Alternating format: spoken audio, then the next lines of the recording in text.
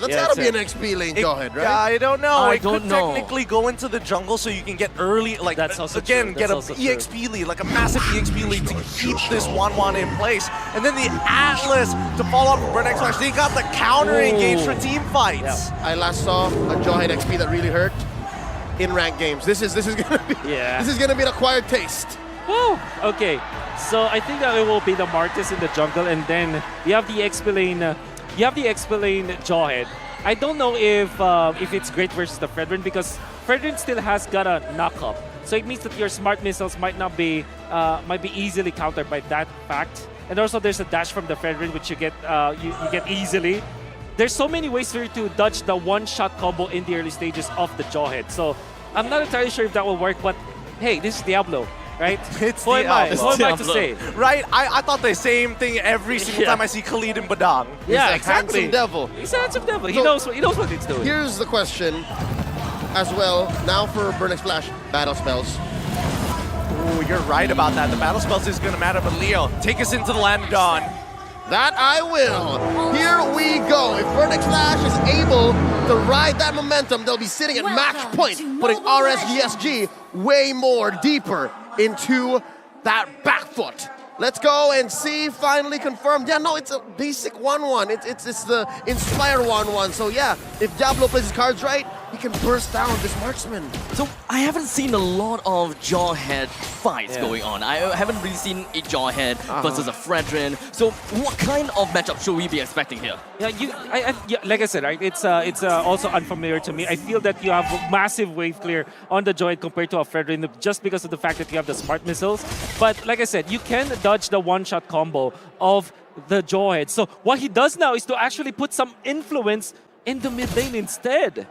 That's a rotation coming in from RSGSG, and the answer from Burn X Flash. It's a man-to-man defense, 2-on-2 up top. Both of the gold laners from RSG and Burn X Flash, they don't really have a lot of health to work with. As long as a single team from either side decide to really commit to bringing down the gold laners, I think that is going to be quite a momentum shift. And because of RSGSG obliging down bottom, Chima and the gang find a window into taking that small camp. So it's a mirrored movement. So far, no major economic gains on either side. Yeah. So I think we're back to square one. I can say RSGSG has reset.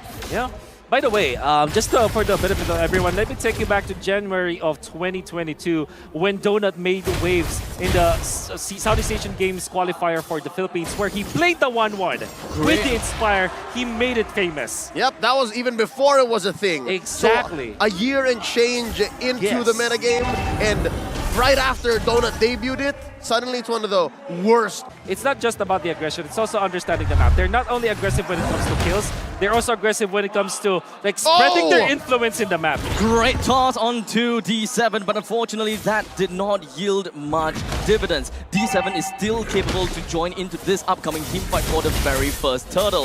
But for RSG, they're coming in from all sides. ATM doesn't really have a lot of help to work with, but he's not going to be the jungler at all for now. But Martis, first one down. That means the retribution is not around. 1 for 2, 2 for 1 right now. This is big. Oh, big money going over to Burn X Flash. An amazing trade, 2 for 1 plus a turtle on the way out. And this gold lane being a deadlock is good for Burn X Flash despite all the action down bottom. Yeah, just because it's a 1-1 and now you can see Donut's special. He went for that play, the aggressive play, because D7 already scouted that long bush on the right side. So he knew that it was a safe way to kind of be aggressive and force out Oki to use the flicker. Now there's a hook! And of course, immediately with a bloody hunt down on the D7, Oki expanded out of Neighborhood's passion and brings him down. About a minute and a quarter until this next turtle. So far, ATM and Diablo not moving. Here's that question, right? Earlier we asked, what's this matchup like? I didn't expect it to be such a dead lane. Yeah, it was pretty much. Because this is probably because of Diablo. What he does is just to clear out the waves, then get into the mid lane, right? You want to roam around the right side of the river, and he's not really trying to fight the Fredrin. And I think that's understandable. Remember when we first studied the draft, Fredrin v Jawhead, you thought that Fredrin will have so many ways to kind of outplay the Jawhead. So Diablo says, okay, I'm not going to be able to kill you. I'm just going to get to the the river. Yep. perhaps. What's the advantage if you don't exercise on it? Yeah. Right? It's just like, okay, you're winning. I'm just gonna go. I'm just gonna Yeah. leave. In the meantime, up in the bottom lane, it does seem as though Diablo spread a little bit too far as they were looking for an assassination attempt. But it does seem as though they were the one assassinated instead. Wow, this is so poetic. They countered. The Diablo wanted to go for the proxy too early, far too early. Seacat was ready for that, and he copied the Decimate, just like Gideon theorized in the drafting stage. Yep, and here's one weakness that a Jawhead has. He has no way to easily get out. Yeah. A lot That's of right. sustainable XP laners, well, sustainable is already an accepted part, an expected part of being an XP lane, has that in their kit, but no, D7 survives! He goes for the flicker out of the hands of Lucian Cutie. The fight is going to be split into two, but the main thing is Bray went for ATM. ATM ran away with just a sliver of health, while Bray finds himself down on the ground, final nail in the coffin. Well done, Jim. You will probably you thought that ATM would die, but because of the fact that the deadly catch was there, the knockup was more than enough to kind of slow down the pace of both the Martis and the Jawhead.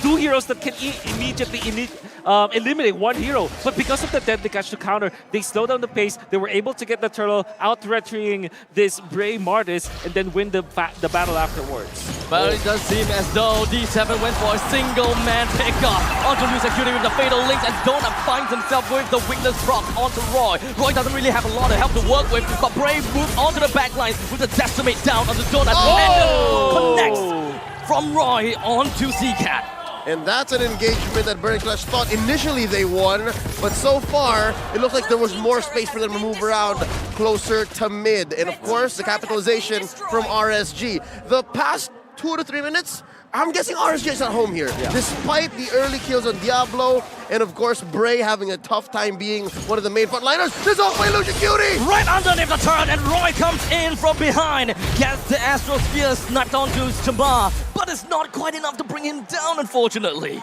All right, so this confirms some of our suspicions that early on in this game, yeah, that Bane in Shama's hand will still play very, very sustained. Now ATM very low! Oh, unstoppable force onto ATM. This is probably the third time that ATM... Oh! Speak of the devil, I thought it would be the third time that he runs away, barely breathing. But D7 continues to move on forward with the fatal links that connected on to Roy Run, and Roy, Diablo. run! Roy, do you even have the time? Will you be able to run away? But no, wasn't able to do so. Seacat joins himself in and brings him down. Oki came in a tad bit too late and wasn't able to capitalize that three-man group up.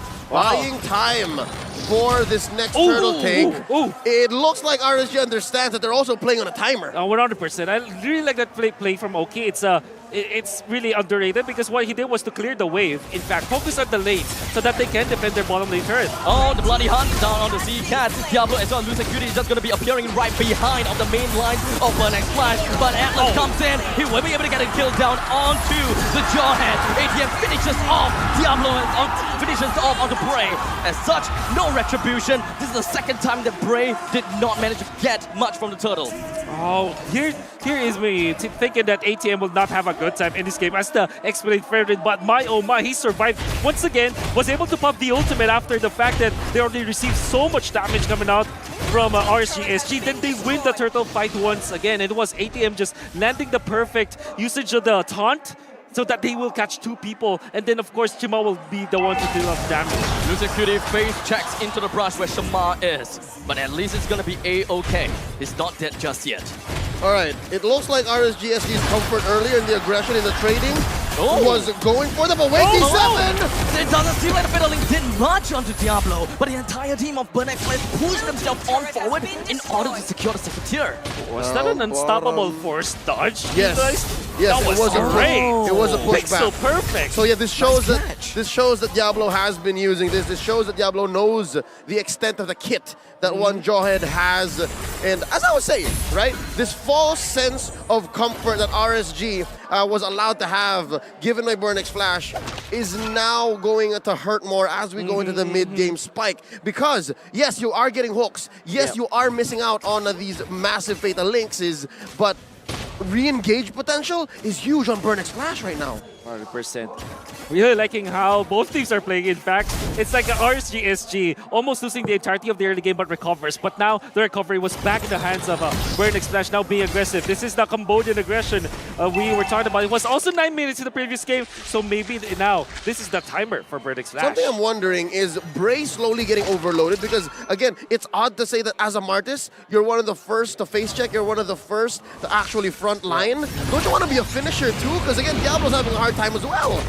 Well, unfortunately, that is the draft decision coming out from RSG. They went in for a killer type of XP laner, which kind of means that all of the vision that you need, all of the presence or the front line will now come from the jungle. Surely they have the Navaria for extra vision, but nobody can check the bush all the time except the Martins. And now with this power spike, again, that 9-minute timer shows that Burnex Flash are making moves on the map, and RSG Slate SG forced to respond. Bray has been spotted out, but a mortal coil gets himself running away. Burnex Flash now have got a priority over the Lord, and I'm pretty sure that RSG will not challenge this. Akun Bong says Burnex Flash is as free as it gets. Lord scored by them. Again, it's shades of game 1. With the fatal link down and connect on the Lucian Cutie. Lucian Cutie expends the flicker and gets himself out of the hands of Burnex Flash. That was interesting. I could have sworn Lucian was gonna die. Yeah. But then again, this is still a massive win. Whoa. Oh, that's massive. They know where Diablo is. They can smell him. They know! As Diablo immediately tossed ATM backwards. 4-man poker game. Down at the bottom, all in. Oh, and D7 survived also. Does have the immortality, and now it's going to be safe. And again, another good macro play coming out from Burnex Flash at 9 minutes. Once again, just like in the previous game, they were able to get the first Lord by utilizing D7's presence. Just a perfect match, and the second skill is enough. The first skill, I mean, is enough to fend off Bray, especially because the rest of the gang will not be prepared for the defense of the Lord. Oh, Yikes. one good thing is at least RSGSG are getting their resources. There's waves coming in, there's XP, there's gold. But at what point can we see this actually swinging closer to equal, right? Or this gold lead shrinking. It's at 6K right now, and they're gonna go for the top lane push. Good hook coming in from Lucian Cutie in order to bring Burnex Flash into and within their walls. But it doesn't seem like he will be able to do quite much right now. As Lucian Cutie is going to be taken up at the front line. Bray as well as the whole lineup of RSG moves on forward. Burnex Flash with 2 casualties. Oh, there's the answer. The simplest way to go from point A to B is a straight line. Defend inside your base, have the strength of your artillery, meaning your inhibitor turrets, and punish. Yeah, it's really just telegraphed coming out from RSG, and you can see the Burnex was definitely overstayed their welcome on the base. Look at the defense. Look at how good the Bloody Hunt is. The whip clear is so fast coming in from Burnex Flash. That's a 4-man rush down in the mid, and Shima just needs to throw out the baby sharks. Yep, and they understand that they flubbed that push. They understand that that siege could have gone so much better. So now, this is again recovery mode. The first time in a while that RSGSG are on the offensive. They've left their base, and they're making plays on the upper quarter. Okay, so now it is RSG Slate definitely survived the first part of the Not rotation. too sure about this. Oh, never mind. The amount of damage is actually amazing from RSG. Whoa. But ATM, they even have to use the conceal in order to get that movement speed. Oki is now in safe territory. He's around Lucian Cutie. He's around Bray as well. Unfortunately, Diablo, I cannot say the same for him. One-man fatal links. Yeah. That is just vengeance. That is just punitive justice. Yeah, 100%. And the fact that they traded for Explain, honestly, Burnex Flash are really happy, very happy with that trade. Even when they lose, when they have lost their turret up top, the fact that they are not getting punished is gonna be good for their lineup that snowballs now. But my oh my, Donut, you gotta be careful with your positioning. Yeah, no, Roy is slowly coming online at about 13 minutes in with this Luminous Lord spawning. That gold lead shrunk by about a third, now sitting about 3.5K, closer to 4K. This is as close to 50-50 as it gets for a Lord this game too. Okay. Not too sure about this lost dance, but it seems as though Lucian Cutie is just going to be starting things off with a hook down onto ATM. Burnex Flash threw everything out, or rather, they got themselves out of hiding. RSG knew that that will happen. Shama with the pull, but the majority of Vernex Flash members are very low, and there's Lucian with a fight! And it doesn't seem like Vernex take that back! Every single one of the members from RSG and Vernex Flash, they are going all in! Wombo combo, Ooga Booga, Donut is not in good! And Donut is just gonna be struck down! 4-man from the side of Vernex Flash, taken down while Oki, the only fatality. Donut Airlines failed to take off, and RSGSG capitalized. That's a lord over to the Singaporeans, and Vernex Flash suffers 4 deaths. Lucian Beauty with a wonderful snag, and even after the knockup coming up from the Lord, it was a great setup for the Fatal Licks, but they didn't have damage because you can see that Oki was intact with the Fatal Licks, so he was able to still output the damage. Vernex Flash suffered to the nearest fashion, and afterwards they wanted to die onto Donut, but Roy was there to stop Donut from flying, and we are going to see it in the instant replay once again. And it started with the bite. And they tried to go for the clapback, right? Oki was just so well placed. Donut was late 2 seconds. Yep. That's why he couldn't take to the skies. Exactly, and Roy on point with that Astro Spear. And now, maybe Donut will eventually think about maybe getting something like a Rose Gold Meteor, in fact, so that at least he will survive the first burst coming up from RSG. Yeah, got a pair of pants. Get a pair of pants. That's not the Legion Sword is not yet a Rose Gold Meteor item element. So that might be one of the considerations now for Vernex Flash. And big props to Oki on actually the fight. Had it not been for Donut having the Wind of Nature, it would have been perfect for RSG. He still managed to win the fight for the team though. As now D7 goes over to the back line, they manage to catch Oki! And that is win condition from RSG taken away. RSG knew that they can't exactly take this fight, but Diablo is still sticking around somewhere. D7 has scouted out on the Diablo. They're making a full-on retreat. Where's the damage from RSG? Can they even stay on for this fight? Oh, but look at this, the angle from Lucian Cutie. Coming in with the fight! Flicker! As well, the bloody hunt! Roy takes a kill down on the zone over the Decimate, but Roy coming in from the side, he immediately wants to throw off with the Astral Spear. He connects from the C-Cat, not with the ATM, not the right person that he wants, but at least both sides, they have tallied out the fight. Oki's coming back, but Donut not quite yet. The Flicker, or rather Diablo, is just immediately jumping right in, and they manage to catch one. C-Cat continues to stay in the team fight. Shaman is just pushing everyone else out. C-Cat with only a sliver. He does have the immortality, but I don't think that they got any much ways to actually catch up to him. So sweaty. Oh my goodness. I'm pretty sure ATM's life just flashed back before his very eyes. Same for C-Cat, but luckily he had an immortality. This all started with a conceal into a bloody hunt play from Lucian Cutie. He bit down on Donut, the perfect target. That's visual right there. Oh, that was a massive win, I would say, for RC. Even after the fight that you saw that they lost the Diablo afterwards, but they actually popped important immortalities. For example, popping out on C-Cat. ATM doesn't have his own immortality as well. C-Cat inside his base! Exactly. And this means that, theoretically speaking, RSG, SG, they will have more resources heading into the next Lord. I think that's safe to say. Here in Cambodia, they drive on the right side of the street. This time around, how about you flip that around, because it's the Singaporeans now who are in the driver's seat. They're about 1,000 goals ahead. They have vision, and they're first to the scene, and now ATM! They can actually melt him down! They popped him! Oki's damage though! And literally, you can see Lucian just literally checking the bushes with the iron hook, and he found the fruit. And that fruit was ATM. That's just the cute one, just doing his job. Oh, for sure. So far, thank you for your service. He's sitting at 0-2-12. If in game 1 we won off the back of these 7s, Franco, maybe RSG can get this! And Fatal Links is just gonna be connected down, but unfortunately they will lose the opportunity to challenge the Lord. But right now, Lucian Cutie, he drives every single one of the members from the side of Vernex Flash away as Diablo throws him away! And Oki takes the kill down onto Donut. Bray leading the charge with Oki onto the artillery. Roy is behind as well. They are shoving the entirety of Vernex Flash away. The cute and handsome connection. Handsome connection. Did you see that? Diablo with the injection to defend his teammate, and that actually put Donut in a very bad spot. He was, not only did he save his teammate, he got a kill for the team. My God, the handsome devil. The kind of utility there you can find from a Jawhead, but perhaps we'll be able to see a little bit more as Lucian Cutie drops off with the bloody hunt on the D7. D7 goes behind the 3-man Fiddling expended the immortality coming from the side of Bray and Lucian Cutie. CK continues on through with a double decimate. He puts himself down with the Winter Drunken. It's gonna be A-OK. But Burnex Flash, they lost 3 inhibitor turrets, but at least they survived this game. Bye!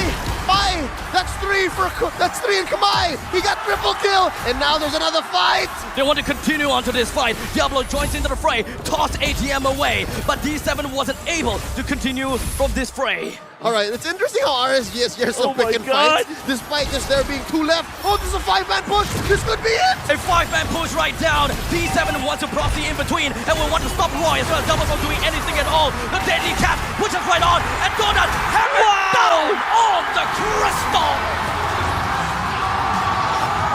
And in a flash, Burn X Flash take us to match point. Momentum is not on their side for sure. They've just lost the Donut, their main win condition. But the local player, D7,